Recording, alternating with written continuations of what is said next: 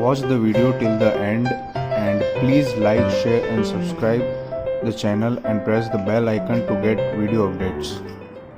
करती हैं वो रोज करती हैं। गुरु कहती है मत करो तो मुश्किल हो जाएगी कि हम तो रोज कर रहे हैं। अभी आपसे कह देंगे रोज एक आसन मत करो, रोज नौकारसी मत करो, तो आपको कैसा लगेगा? ये गुरु हमारे काम के नहीं है, ये गुरु हमारे काम के नहीं है।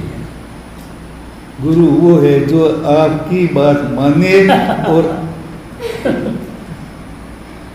तो वो गुरु है, नहीं तो गुरु नहीं है। भगवान को भी इनकार कर देते हैं। अपना काम करे तो भगवान है, अपना काम नहीं करे तो भगवान भी नहीं है। लेकिन गुरु आपके कहने से करेंगे या उनके अपना कोई दिमाग होता है, अपना विचार होता है, अपना भाव होता है। उनके पास भी एक आत्मा है। कौन सी आत्मा है गुरु के पास में? आप जैसी आत्मा है या और कोई आत्मा है? परमात्मा। आत्मा तो वही है, लेकिन गुरु ने अपनी आत्मा को प्रकट कर दी, परमात्मा बन गए। इसलिए गुरु और परमात्मा में कोई फर्क नहीं है। गुरु को महत्व तीर्थंकरों से भी अधिक गुरु का महत्व दिया है। तीर्थंकरों से अभी भगवान महावीर आए, अपने क्या काम करेंगे? भगवान महावीर भी आ जाए हैं तो अपना क्या काम करेंगे? हमारा रास्ता दिखाएंगे, मार्ग बताएंगे। न रास्ता दिखाएंगे न मार्ग बताएंगे। क्या मार्ग है? मूल मार्ग है सांभड़ो जिन्नो रे, ये तो इन्होंने बता दिया। और बहुत हुए, किसने बताया मूल मार्ग? ये मूल मार्ग है।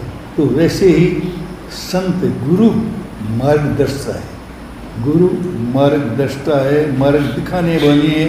इसलिए गुरु का महत्व है। और शिष्य के लिए गुरु अंकुश है, अंकुश है, नियंत्रण करते हैं। शिष्य की वृत्तियों पर नियंत्रण करने वाले गुरु है। इसलिए आत्मज्ञान के लिए ये कहा है, पामे ते परमार्थ ने निज पद नो ले लक्ष्य। अपने स्वरूप का लक्ष्य की प्राप्ति उस व्यक्ति को होती है जो सद्गुरु की उपासना करता है। कैसे करता है? दवा ला करके दे दी, कपड़ा ला करके दे दिया, ये कर दिया, वो कर दिया, ये उपासना है? ये बहुत भाई स्थूल बात है, स्थूल उपासना है। उपासना वह है कि गुरु के मन को आप अपने अधीन कर लें, अपनी ओर खींच लें। इतना तीव्र भाव से आप सेवा उपासना करें कि गुरु का मन है वो स्वतः ही आपकी ओर हो जाए। तो सेवा सद्गुरु चरण ने त्यागी दई निज पक्ष, ये और अपने पक्ष को, अपने मत को भी छोड़ना होता है। छोड़ेंगे कोई? जैसे मैंने कल परसों कहा था, कबीर ने एक ही बात कही है और सब चीज़ें छोड़नी सरल है। धन का त्याग करना सरल है, स्त्री का त्याग करना सरल है, मकान का त्याग करना, गांव का त्याग करना सरल है, लेकिन मत को छोड़ना है वो बहुत कठिन है। आग्रह इतना गहरा होता है, दिमाग में छूटता ही नहीं, और उसके छूटे बिना काम होता नहीं। मैं साधना में भी, चाहे स्वामी जी कर रहे हैं, चाहे मैं करूं, चाहे कोई भी करो, भले साधना करने वाले को सबसे पहले सब छोड़ देना होता है। नाम, रूप, पंथ, मत, ये सारे छोड़ने होते हैं। ये मत को लेकर के अपने साधना में बैठेंगे, मैं मंदिर मार्गी हूँ, मैं स्थानकवासी हूँ, मैं तेरापंथी हूँ, मैं डेरावासी हूँ, मैं ये हूँ, तो आपके दिमाग में क्या रहेगा? साधना रहेगी कि आपका मत रहेगा?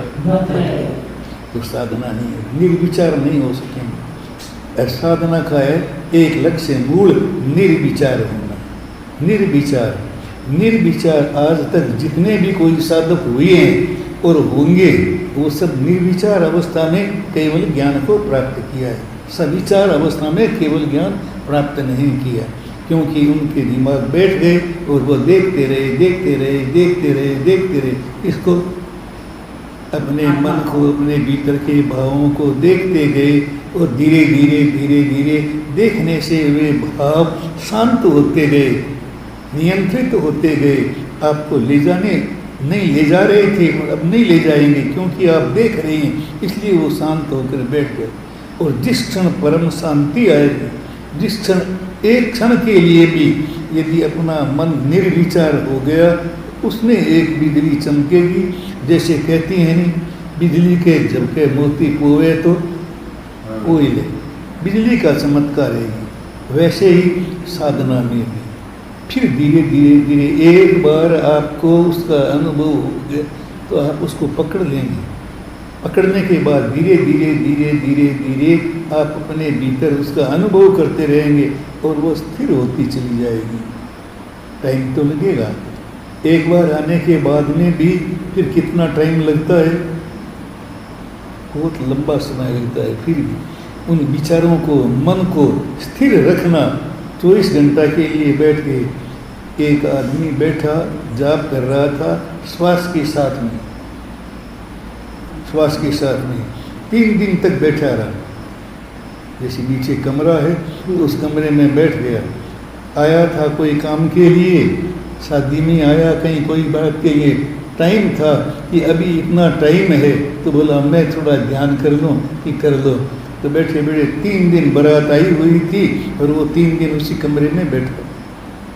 जब बारात जाने लगी तो लोगों ने उसको याद किया कि भाई वो आदमी कहाँ गया, देखा ही नहीं, 3 दिन में उसको गया कहाँ है।